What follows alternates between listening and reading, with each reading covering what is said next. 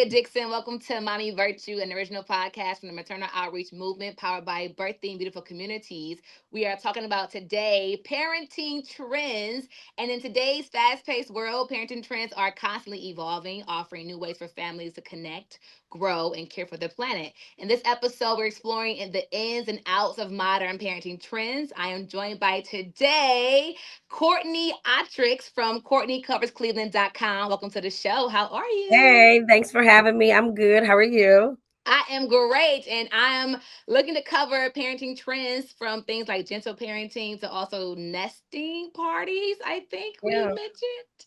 yeah. So the first question of the day is just simply hopping on the trend. What are some reasons that parents might be interested in following new parenting trends, and is it for the actual children's benefits or for their own benefits? I think it could be for both. I mean, I think like technology, things get better over time. So maybe we're being introduced to concepts our parents didn't know because nobody told them.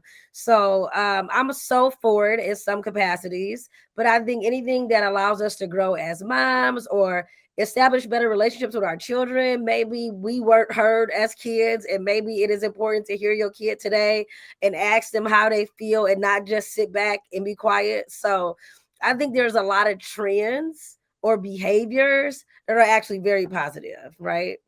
Yeah, are there any ones in particular that you hopped on yourself, like a trend you seen and was like, okay, I'm going to gentle parent this time for this month, or perhaps for this child in particular? Any trends you have jumped No, on? definitely. I mean, I definitely jumped on the gentle parenting bandwagon, but I feel like it taught me a lot about myself. It really stretched my patience to say, like, yeah, as the authority, you can say no, this, but I think that engaging in a conversation with your kid is important. And it's also therapeutic for them to say, hey, mommy, I don't like when you do that. Or why did you just yell at me in a respectful manner, right? Like, we're not talking back, we're not doing that, but just say, oh, that made me feel sad. Oh, why did you feel sad? Oh, mommy is sorry. Like apologizing to my kids is definitely a trend that I am on. Like I apologize in a heartbeat. Oops, sorry, mommy wasn't having a good moment. Oops, sorry, mommy didn't mean to say that or do that. So yeah, for sure. I love that. So I know for sure my parents did not try gentle parenting with us. It was their way or it was the belt. Literally. Yeah. No shade to them. But now that I'm older and hearing you talk about it, I want to know, did your parents, gentle parent with you? Did they apologize to you Well, you know or what? I was a very good kid, but I am one of five. And so, yeah, I feel like my parents were gentle, but I feel like when I got in trouble, I got in trouble and I felt it. okay. Okay. So yeah, I think that my parents actually did a good job. I also feel like my parents were kind of like also my way or the highway, right? There's no discussion. We're not going to McDonald's, right? As Mhm. opposed to be like, we can't go because I don't have time and I already cooked dinner. Like that explanation as to why we're not going is different, right? Yeah. Um, but yeah, my parents did a great job, I do believe, but different parenting styles for sure. I love that. So, why do you think parenting trends do shift over time, and how can they reflect broader societal changes? I think because of research and just Mhm. time in, like, okay, so yes, gentle parenting was the thing, and not a Mhm. new parent trend for 2024. It's a revolt against gentle parenting. Why? Because more people are vocalizing, okay, no, this worked or it didn't work. Mhm. What's another way to manipulate this so that it works for other families? And I think that that's just the day and age of where we are. It's Mhm. how do we improve on what's already built? Once everybody tries it out, how do we make it better, or why does it not work? So I feel like, I mean, it's gonna trends come and go forever. You as parents, you do what works with you, right? For you. Yeah, because the ages change, generations change. Yeah. We got the millennials, we got the what is it, the Gen X's and Gen Zers, and Girl. then they become moms, and then they get their way of like, oh well, I tried this and this works for me in my household, and it's like, well, maybe that does work for Yeah. everybody, or maybe it doesn't. There is no So one shoe fits all for parenting, and I stand by that confidently. What work at your house might not work at my house, and your kid is not my kid. So you parent to the best ability that you can, and whatever that looks like. And I think that trends start because people share what works for them or what doesn't, and then people catch on, and it goes from there for yeah, sure. now there's no excuse because you have so much information. If you're not, 100%. changing up in your household, that's on you because you can research, you can ask questions, you can reach out, and somebody will respond. Um, hopefully so. But we're But going even into podcasts like this, there's so many resources to help you no matter what you're going through or what you want to know. Like you can Google anything, anything. mhm. So yeah. And Chat GPT, because now Oh, chat right, is right, our right, friend. right, right, right, right, right. Yeah. The options are endless. Anything you want to do, you can figure out. Yes. Let's get into our listener question from Lindsay P. She would like to know, Miss Courtney, where are the best places today to take your kids for good fun in Cleveland? From Lindsay P. The best places to take your kids for good fun in Cleveland. Okay, great question. Okay, it's the holidays. So for me right now, it's all about the lights. I'm literally excited to go take my kids to the Magic of the Lights. Just got an email from them just so we can drive through and see it. I mean, Cleveland at the holidays with a little bit of snow is beautiful. And I am big on, even if it's going to the zoo to see the lights, getting hot chocolate, going to the skating rinks. I'm big on capitalizing whatever is new for this season, meaning it might not be here in the spring. I will Google, I will look up best places to go. I will use resources, right, that already Mhm. exist to find things to do. Um, I love it the holidays, like going to yours truly when the kids are out of school. My kids love those Mickey Mouse pancakes. I like exploring any new restaurants that are going on, any new pizza places.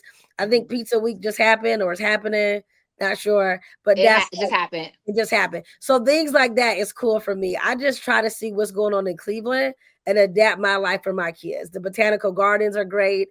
I also think like out of the normal activities, right? Going Mhm. to the sports games. What else has your kid not tried in Cleveland that you don't know whether or not they're going to like it or not, but that you should just try? And the botanical gardens is always one that my kids love unexpectedly. Like I didn't know that that would be a thing for them, and they absolutely love it. I love it. So listen, Lindsay, you got to follow right now. Courtney Covers Cleveland. She'll get you up on all this and more. And those who are watching, do follow Courtney Covers Cleveland. That's right, right? Yes. Or Courtney Lynn C on Instagram. If you put Courtney Covers Cleveland, it's still going to show up, but yes. Okay. Okay, cool, cool. So listen, if you have any questions, man, submit them right now to zhiphopcleveland.com/mom. We'll get you an answer for it, hopefully so, on one of our newer episodes. We're in episode 5 right now. Let's get into Courtney being eco-friendly. If you are a recycler, I don't know, I am but we recycle. No, we recycle. We recycle at home. My kids know how to look for the triangle so that they know what to recycle. And yeah, no, we recycle. We've always recycled since all of my kids were little. I've always had a recycling bin. Yeah. I'm getting better. I'm getting better at it. So Do how you do have eco two different bins? Does your city have two different trash cans too? Yeah, it has the light green for like the Yeah. cardboard and is the plastic too, and then Yeah. the darker green for the trash. Ooh. So doing my best for sure. How do eco-friendly parenting choices positively impact both the environment and children's lives? I think we're just teaching them to be more mindful, right? Grow up. Okay. These are things to consider. This is an easy way that you make a difference in the environment. I think it's really that basic. You don't have to go into where does it go? Is it all being dumped in the same place? Like we are doing little by little our piece of this work and keeping this earth and world as clean as we can, right? So Yeah. I don't think it's any reason to even make it more complicated. My kids are 6 and 8 and 16 and 21. And yes, we buy plastic. We use plastic. We're gonna always use plastic. I'm gonna get paper plates. And yes, yes.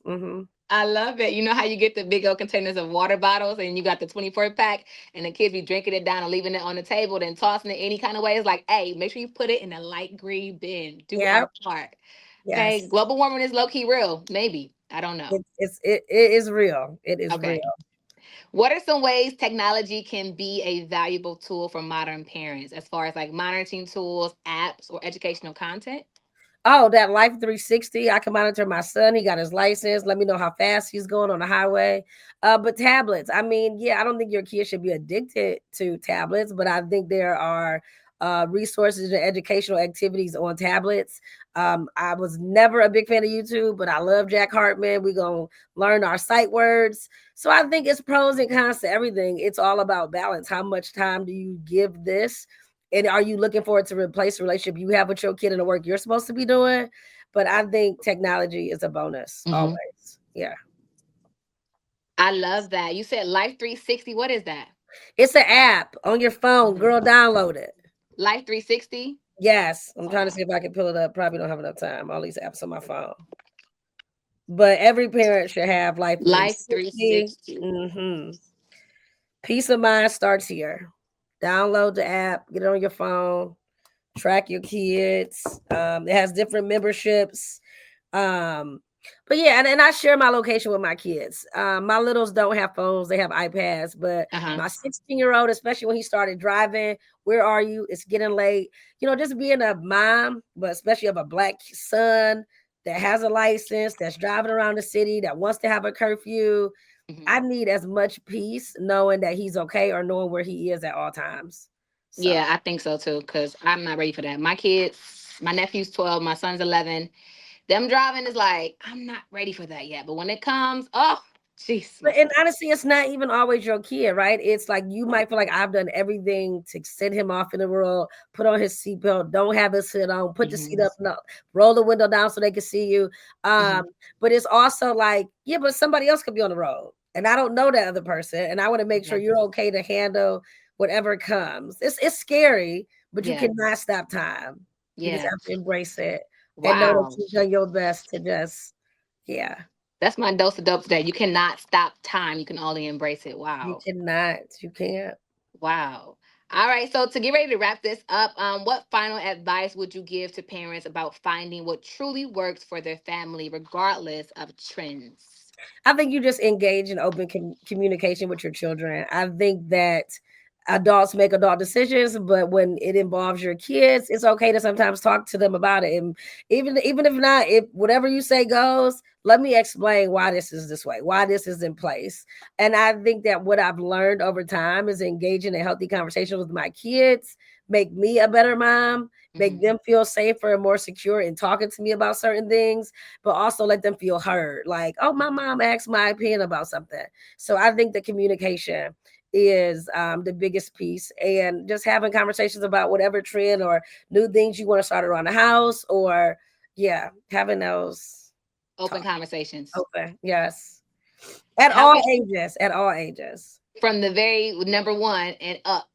Yeah, me and my daughter will talk about, okay, why do you have to have a bath at this time as opposed to this time? Or Paulie is, okay, why can't I have a 12:30 or 1 o'clock a.m.